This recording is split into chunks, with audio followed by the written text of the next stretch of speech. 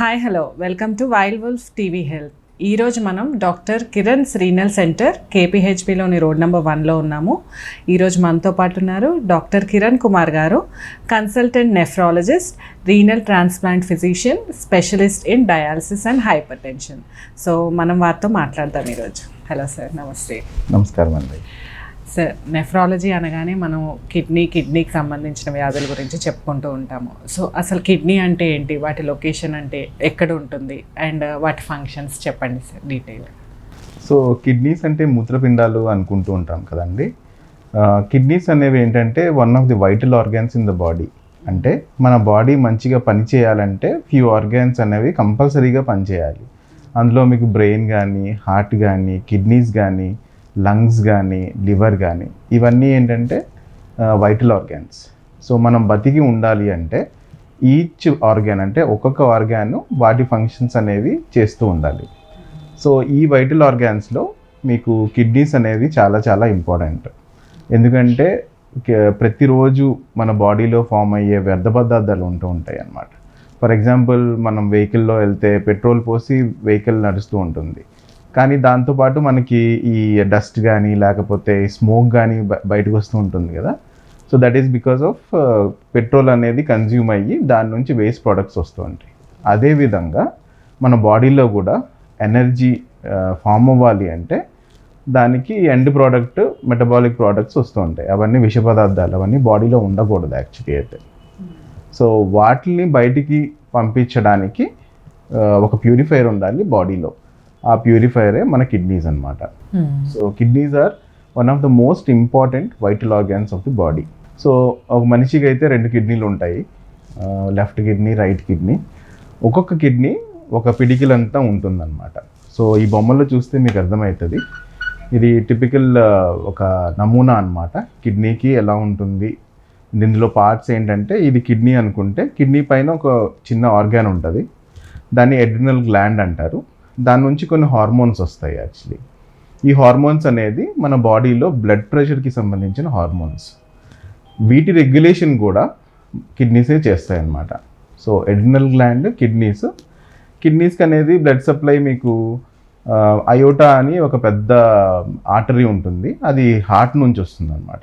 So heart నుంచి blood ఎప్పుడైతే pump అవుతుందో ఆ బ్లడ్ అయోటా నుంచి కిడ్నీస్కి ఈ రెడ్ది ఏదైతే ఉందో మీకు, this is the renal artery.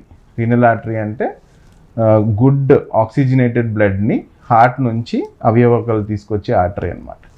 So కిడ్నీకి blood supply చేస్తుంటే కిడ్నీలో జరిగిన ప్యూరిఫికేషన్ ఏదైతే ఉంటుందో దాని తర్వాత ప్యూరిఫికేషన్ అయిపోయి ఎక్కడైతే వ్యర్థ పదార్థాలు ఉంటాయో అవన్నీ యూరిన్ ఫామ్ అయ్యి యూరేటర్ నుంచి మనకి కింద యూరినరీ బ్లాడర్ దాకా వస్తుంది. ప్యూరిఫై అయిపోయిన బ్లడ్ మళ్ళీ బ్యాక్ టు హార్ట్కి వెళ్ళాలంటే వెయిన్ అంటారు, రీనల్ వెయిన్ అంటారు. అంటే బ్లూగా ఉన్నది, ఇందులో నుంచి మీకు ప్యూరిఫైడ్ బ్లడ్ మళ్ళీ హార్ట్కి వెళ్ళిపోతుంది అనమాట. సో ఇది కిడ్నీస్ యొక్క అనాటమీ. సో కిడ్నీ ఫంక్షన్స్ అంటే ఒక 6-7 ఫంక్షన్స్, చాలా ఇంపార్టెంట్ ఫంక్షన్స్ ఉంటాయి. సో ఫస్ట్ ఫంక్షన్ అంటే the most important function of the kidneys ఏంటంటే బ్లడ్ ప్యూరిఫికేషన్. బ్లడ్ని, రక్తాన్ని శుద్ధం చేయడం. ఓకే. సో ఇందాక నేను చెప్పిన విధంగానే first thing is purification blood. అంటే ప్రతిరోజు బాడీలో ఫామ్ అయ్యే వ్యర్థ పదార్థాలన్నీ మూత్రం రూపంలో బయటకు తోసేస్తూ ఉంటాయి కిడ్నీస్. సెకండ్ థింగ్స్ ఏంటంటే, మనము ఏదైతే వాటర్ కానీ ఫ్లూయిడ్స్ కానీ తీసుకుంటామో బాడీలో, దాన్ని రెగ్యులేట్ చేసే ఆర్గాన్ కిడ్నీస్.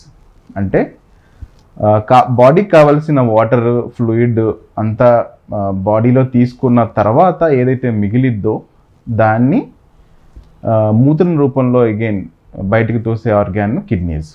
సో అందుకని మీకు చూస్తే కిడ్నీ ఫెయిల్యూర్లో కిడ్నీలు సరిగ్గా పనిచేయకపోతే వాటర్ ఎక్కువ తీసుకున్నాం అనుకోండి, అప్పుడు ఆ వాటర్ అనేది బాడీలోనే నిలిచిపోయి లంగ్స్లో వాటర్ చేరడము, కాళ్ళల్లో వాటర్ చేయడం, మొహం వాచిపోవడము, కడుపులో వాటర్ చేయడం, ఇదంతా జరుగుతూ ఉంటుంది. సో వాటర్ రెగ్యులేషన్ అనేది కిడ్నీసే చేస్తాయి. థర్డ్ థింగ్ ఏంటంటే, కొన్ని సాల్ట్స్ ఉంటాయి. సాల్ట్ అంటే సోడియం కానీ, పొటాషియం కానీ, కాల్షియం, ఫాస్ఫరస్, క్లోరైడ్, బైకార్బోనేట్, ఈ మినరల్స్ అనేవి బాడీలో రెగ్యులేషన్ చేసేది కిడ్నీసే. సిమిలర్లీ కిడ్నీ ఫెయిల్యూర్లో పేషెంట్స్కి సోడియం ఎక్కువైపోద్ది, పొటాషియం ఎక్కువైపోతుంది. సో దీంతో ఏమవుతుందంటే అగైన్ సోడియం పెరిగితే మీకు వాటర్ రిటెన్షన్ కూడా వస్తుంది, పొటాషియం పెరిగిందంటే మీకు హార్ట్ రిథమ్ అబ్నార్మాలిటీస్ అలాంటివన్నీ వచ్చే అవకాశాలు ఉంటాయి. సో నాలుగోది ఏంటంటే యాసిడ్ బేస్ స్టేటస్ అంటారు. అంటే బాడీలో ఫామ్ అయ్యే వ్యర్థ పదార్థాలతో యాసిడ్ లెవెల్స్ కూడా పెరుగుతూ ఉంటాయి. ఈ యాసిడ్స్ని కిడ్నీసే మళ్ళీ ప్యూరిఫై చేసి మూత్రం రూపంలో బయటకు దోస్తూ ఉంటాయి అన్నమాట. సో అందుకే కిడ్నీ ఫెయిల్యూర్లో అగైన్ ఎసిడోసిస్ అంటారు, మెటబాలిక్ ఎసిడోసిస్ అంటారు. అంటే యాసిడ్ లెవెల్స్ బాడీలో ఎక్కువైపోతూ ఉంటాయి. సో దీంతో కూడా different parts of the body అంటే different organs of the body మెల్లిమెల్లిగా పనిచేయడం ఆపేస్తూ ఉంటాయి అన్నమాట. ఇంకా కిడ్నీ నుంచి కొన్ని హార్మోన్స్ వస్తాయని నేను ఇందాక చెప్పిన విధంగానే బ్లడ్ ప్రెషర్ మెయింటెనెన్స్కి సంబంధించిన హార్మోన్స్ అంటే ఎడ్రినలిన్ కానీ నారెడ్రినలిన్ కానీ ఇవన్నీ ఎడ్రినల్ గ్లాండ్ నుంచి వచ్చినా సరే అల్టిమేట్లీ కిడ్నీస్ ఆ హార్మోన్స్ని రెగ్యులేట్ చేసి మనిషికి కావాల్సిన బ్లడ్ ప్రెషర్ని మెయింటైన్ చేస్తూ ఉంటుంది. అందువల్లే మీకు కిడ్నీ ఫెయిల్యూర్ కానీ కిడ్నీకి సంబంధించిన వ్యాధుల వల్ల బీపీ పెరగడము బీపీ తగ్గడం అనేది జరుగుతూ ఉంటుంది. ఇంకో హార్మోన్ పేరు ఎరిథ్రోపాయిటిన్. ఎరిథ్రోపాయిటిన్ అంటే ఏంటంటే బ్లడ్ ప్రొడక్షన్కి సంబంధించిన హార్మోన్. సో బ్లడ్ అంటే హిమోగ్లోబిన్ అంటూ ఉంటారు. హిమోగ్లోబిన్ బాగా మెయింటైన్ చేయాలి అంటే ఈ హార్మోన్ అనేది చాలా ఇంపార్టెంట్ అనమాట. అందుకని కిడ్నీ ఫెయిల్యూర్ పేషెంట్స్కి హిమోగ్లోబిన్ అనేది తగ్గిపోతూ ఉంటుంది. ఇది కాకుండా vitamin D. So vitamin D sun నుంచి వచ్చినా సరే బాడీలో ప్రాసెస్ అయ్యేది లివరు కిడ్నీల్లో. సో అల్టిమేట్లీ కిడ్నీ నుంచే మీకు యాక్టివ్ వైటమిన్ డి అనేది వెలువడుతూ ఉంటుంది. సో వైటమిన్ డి లేకపోతే మనందరికీ తెలుసు బోన్ ప్రాబ్లమ్స్ రావడం, నడుము నొప్పి రావడము, డిఫరెంట్ ప్రాబ్లమ్స్, బోన్కి సంబంధించిన ప్రాబ్లమ్స్ వస్తూ ఉంటాయి. అందుకని కిడ్నీ ఫెయిల్యూర్ పేషెంట్స్ కూడా చాలా వీక్నెస్ ఉండడము, బోన్స్ అనేవి బాగా మెత్తబడిపోవడము, బోన్ పెయిన్స్ రావడం అనేది జరుగుతూ ఉంటాయి. సో ఇవి 7 ఫంక్షన్స్ ఆఫ్ కిడ్నీస్ అన్నమాట. ఇవి కిడ్నీ ఫంక్షన్స్. డీటెయిల్గా కిడ్నీస్ అండ్ వాటి ఫంక్షన్స్ గురించి చెప్పారు sir. So kidney related disease ఏమేమి ఉంటాయి సార్? సో కిడ్నీస్ మీరు చూసుకుంటే కిడ్నీ వ్యాధులు చాలా రకాలు ఉంటాయి. అందరికీ అయితే కిడ్నీలు అనగానే కిడ్నీ రాళ్ళే గుర్తుకొస్తాయి, మూత్రంలో ఇన్ఫెక్షన్సే గుర్తుకొస్తాయి.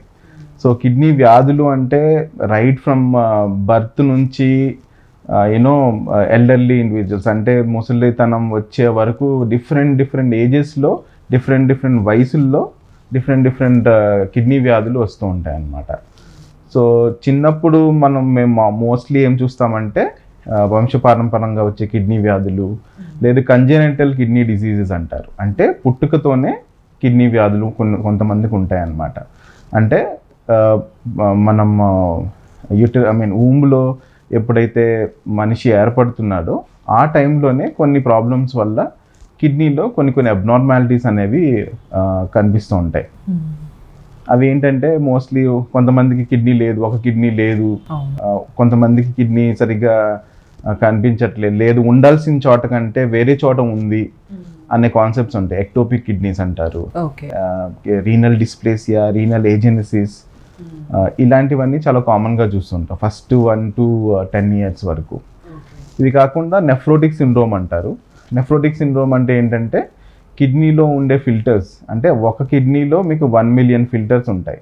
సో 2 కిడ్నీలో 2 million ఫిల్టర్స్ ఉంటాయి అన్నమాట. ఈ ఫిల్టర్స్ అంటే ఏంటంటే బ్లడ్ ఆ ఫిల్టర్స్ నుంచి ఫ్లో అయ్యేటప్పుడు బ్లడ్ ప్యూరిఫై అయ్యి ఇలా అంటే బ్లడ్లో ఉండే ప్రోటీన్ అనేది బయటికి వెళ్ళకూడదు, కేవలం చెడు పదార్థాలు మాత్రమే బయటికి వెళ్ళాలి. అదే క్రమంలో మీకు బాడీలో ఉండే ప్రోటీన్ అంటే మంచి పదార్థాలు బయటికి వెళ్ళకూడదు. So that is what is filtration actually. So ఎప్పుడైతే ఆ ఫిల్టర్స్లో కొన్ని లోపాల వల్ల ప్రోటీన్ లీక్ అవుతుందో బాడీలో ఉన్న ప్రోటీన్ అంతా మూత్రం రూపంలో బయటికి వెళ్ళిపోతూ ఉంటుంది. సో దాన్ని నెఫ్రోటిక్ సిండ్రోమ్ అంటారు. This is very common among children. So 5 to 15 years of ఏజ్లో మీకు ఈ నెఫ్రోటిక్ సిండ్రోమ్ అనేది వ్యాధి వస్తూ ఉంటుంది. చాలా మట్టుకు యూజువలీ అయితే ఒక 90-95% ఆఫ్ ద టైం అది ఒకసారి చిన్నపిల్లలు అడల్ట్హుడ్కి వచ్చిన తర్వాత అంతా నయం అయిపోతూ ఉంటాయి. ఇది కాకుండా కిడ్నీ ఫెయిల్యూర్ అనేది చాలా ఇంపార్టెంట్ వ్యాధి. సొసైటీ ఇండియాలో అయితే 100 మందిలో చూస్తే మీకు 10 నుంచి 15 మందికి కిడ్నీ ఫెయిల్యూర్ అనేది ఇప్పుడు నమోదవుతోంది యాక్చువల్లీ అయితే. So kidney failure is very common. గమ్మత్ ఏంటంటే కిడ్నీ ఫెయిల్యూర్కి సిమ్టమ్స్ ఎక్కువ ఉండవు. సో ఇనీషియల్లీ మీకు కిడ్నీ ఫెయిల్ అవుతున్నప్పుడు సిమ్టమ్స్ ఏమి ఉండవు కాబట్టి పేషెంట్స్ కూడా మన దగ్గరికి రారు, డాక్టర్ దగ్గరికి రారు, ఫిజిషియన్ దగ్గరికి వెళ్ళరు. సో చాలామంది you know later stages or advance stage of kidney ఫెయిల్యూర్తో వచ్చి డయాలిసిస్, కిడ్నీ ట్రాన్స్ప్లాంట్లు చేసుకునే వరకు ఆ స్టేజ్ వరకు వెళ్ళిన తర్వాత వస్తారు. సో అది కిడ్నీ ఫెయిల్యూరు. ఇవి కాకుండా కిడ్నీలో రాళ్ళు అంటారు, మూత్రంలో ఇన్ఫెక్షన్స్, కిడ్నీలో ఇన్ఫెక్షన్స్. ఇవి కాకుండా మీకు కిడ్నీ వ్యాధుల వల్ల సోడియం తగ్గడము, సోడియం పెరగడము, పొటాషియం తగ్గడము, పొటాషియం పెరగడము, ఇవన్నీ కూడా మనకి కిడ్నీ వ్యాధుల కిందే వస్తాయన్నమాట. హై బీపీ అనేది కిడ్నీ వ్యాధి వల్ల వచ్చే హై బీపీ, హైపర్ టెన్షన్ కూడా యూజువలీ నెఫ్రాలజిస్టులు అంటే కిడ్నీ వ్యాధి నిపుణులు చూస్తూ ఉంటారు. సో ఇవి కిడ్నీ వ్యాధులకు సంబంధించిన ఇన్ఫర్మేషన్.